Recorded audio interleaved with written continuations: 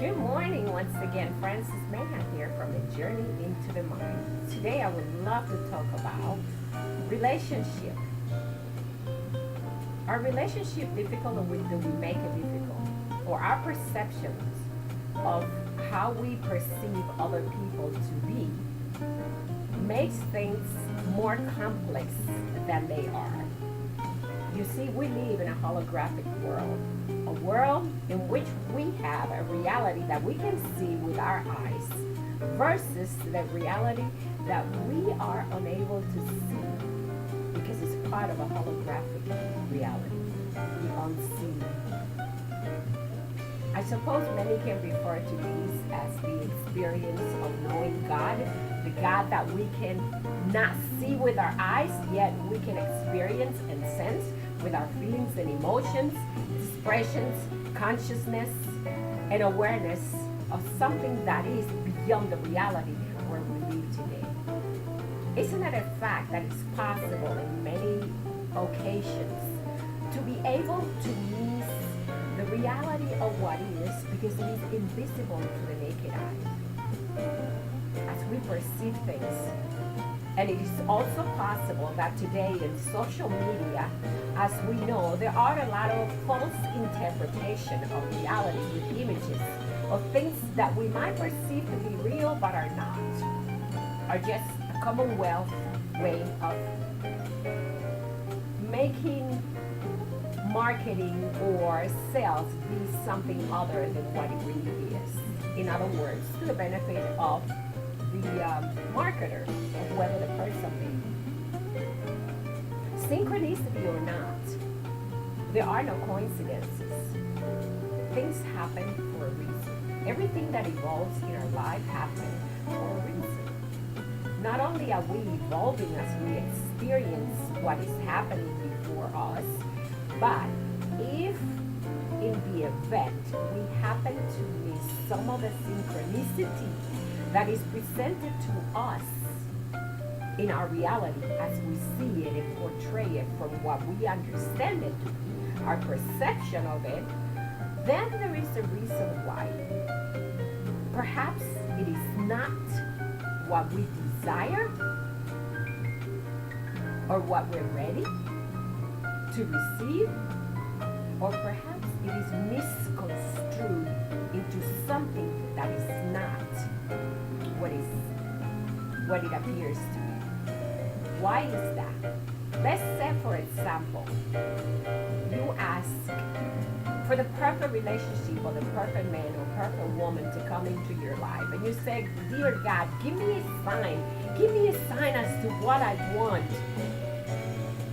This is what I desire in my life."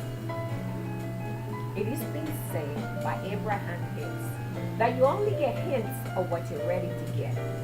Wait a minute now. I like to debate that on the law of attraction. Why? Let's say, for example, as many proclaim, the universe will give you what you ask for.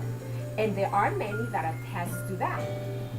I remember an example, I'm not going to mention name, of someone that says he told a homeless man not to ask for 25 cents, to ask for $1, because you would only get what you asked for.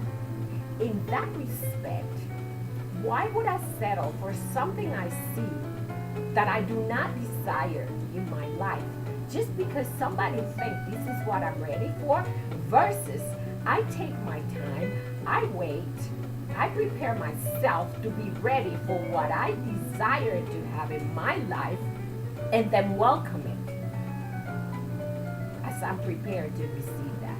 Why not? The way I look at it is, I can only get what I ask for. And if I prepare myself, then I will receive that which I desire. That is the truth. It is my perception that if you settle for less, less is what you're going to get. And why? Isn't it a fact that there is abundance for everyone, for all of us? Then why should I not be deserving, or you or anybody else, to have that which you desire? There is one warning. Be careful of those relationships that you think is the greatest impact in your life, that you have found the perfect soulmate. Scrutinize it. Don't judge it, but make observation as to what is it that you consider to be the best. What is it that you, yourself as an individual, are missing that you think you can find in somebody else? Because trust me, in that which you think you find, you're going to learn one of the most harsh lessons you're not ready to learn in your life. Because you have to be prepared to have that in you which you're looking for outside. And in that respect, I ask myself, okay, in the fact of asking, you shall receive, and you have to be at the same level of the person that you want to attract in your life. There's some instances where those who met people who were way above them financially, educationally, and intellectually, and in every aspect of life, were not equal. We're not balanced at the same level. Perhaps. And again, perhaps they were at a spiritual level, which is where we all have to work before we go out and seek and try to find what we're looking for in life. See, from experience, I can tell you that I was seeking for something that was so much greater than myself, when in essence, I was doing nothing but seeking for self-love, love in me, to discover how I can love myself, to be ready to love that person that I want to attract in my life. And I learned a very important lesson through pain, tears, through a lot of expression and a lot of poetry. How to love me, Francis, so that I can be ready to love somebody else outside myself. I am a firm believer that if you are ready to attract that loving person you want in your life, you're not going to settle for things that you have already been, that you have mended in the past with, and you're done. You're done with that. See, we're all in a path in life, and there are certain people that attract others that are similar to them, and there are those who come into our life to learn lessons, and they don't last very long. They stay for a very short period of time. They learn their lesson, and you release them, and it is time for them to move on. You don't have to hang on to that which you don't desire. In other words, do not settle for less. You don't have to, when you're looking for a relationship that you want to make to be the greatest.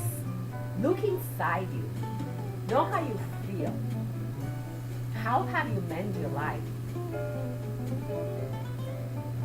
Have you forgiven yourself? Have you made amends with other people? Have you taken the time to analyze some of the things that you did in the past that you failed and you needed to learn lessons, and you have learned them? Now it is time for you to move on. See, if we stay in that state of mind and of forgiveness and sadness and things that we don't desire, like they say, it is precisely what we're going to attract into our life.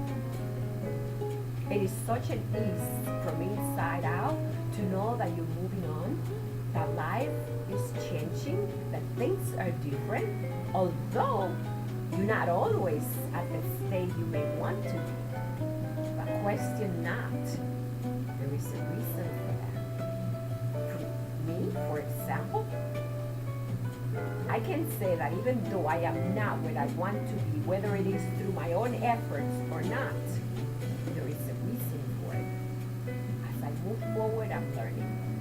It is a fact of life that when you are willing to teach something that you have learned with a lot of sacrifice and pain, unfortunately, the self, the individual, have to go through a lot of pain and anguish to learn these lessons. The valuable lessons of what we put in paper that sometimes people think is just an eloquent way of expressing oneself. That we don't know about relationship, about consciousness, and about neuroscience, self-therapy, spirituality, or anything that we might have learned through some very, very harsh lessons. Take not for granted what you have learned, the people that have come to you in the path and process of your journey, and thank God for those opportunities, good, bad, ugly, or not. Because in each one you have learned something of value, something that teaches you how to value yourself and not to rush into a relationship or any engagement that you don't desire, because you know the consequences behind it. You have done it before and you learn the consequences behind it, how you felt inside, what emotions, what feelings, what kind of thoughts were you having, versus you meet someone where things are so easy. I did not say perfect, I said they're easy, and they flow with the nature of the universe. You no longer have to seek to see that which is beyond, because you're living it in the present, in the now, in the moment, with something that connects with you at a higher level than just the physical. It connects with you at a spiritual level. Something where both of you or both of your souls are parents together. Because believe it or not, as you grow, it will be demanded of you to meet with people that are at your level. Otherwise, you're going to feel very out of balance. And you cannot constantly continue to be a teacher of those who need to be taught. They need to go through some experiences to learn on their own, because we do ourselves. A lot of solitude time takes place in learning about oneself, and at the same time mingling with other people. Yes, I understand it is nice to allow people into your life, but sometimes you need to find that self, that I, the I am, that's something that speaks to you from the inside, because then and only then can you express yourself and teach others and let others know who you are, where you stand, what your values are. Because in today's society, we're all looking for something different. Some care not the least about value. They prefer that which is affluent out there and is ample, and that's what they desire. Respect their desire. Look for that which you want in your life. Something that you feel grounded with, something that you feel comfortable, something that flows easy with you from inside out, not from the facade of what you're looking at. Because you know when you meet somebody how you connect. That is one of the greatest feelings in life, is that aspect of what you feel when you meet somebody. And even if you don't know them, you can look at somebody at a distance and know that you connect with that individual. It's not necessarily because you're seeking for something inside. It is because from the inside of you, something is connecting with that person. Something is clicking that says, I know your soul and you know mine. I thank you for listening one more time. This is Francis Mahan.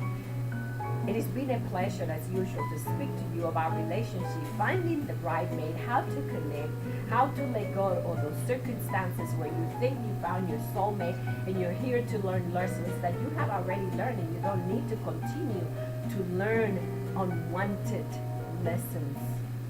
Just listen to yourself from inside. Connect with the I am, the source, the you that is greater than anything that is outside that you may be seeking for. And find that person that is looking for someone like you. That soul is out there and it is seeking you as well. Thank you. Have a wonderful day.